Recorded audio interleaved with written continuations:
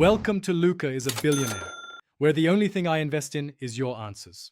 You begin by confirming the Google account you will use and why. It centralizes payments, receipts, and identity.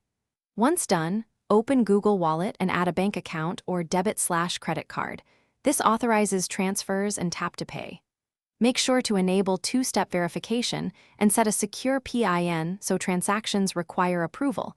This prevents unauthorized spending. If you have business vs personal funds, add separate cards or accounts now to keep records clean. You now perform the core actions. Tap send or pay, select a contact or merchant, then input the amount and a clear note so you can reconcile later. After that, choose the funding source, bank, debit, or Google Balance. Each behaves differently for instant transfers versus free ACH. Make sure to review fees and daily limits before confirming so you avoid holds.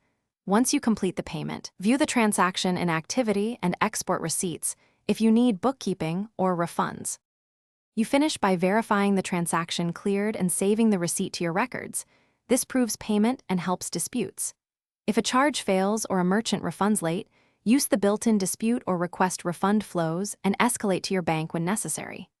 Make sure to check identity verification, kick and daily limits if transfers are blocked. Updating verification or switching to a linked bank often resolves holds. If problems persist, sign out, clear cache, and retry or contact support. Thanks for watching and please subscribe. It's the best investment you'll ever make.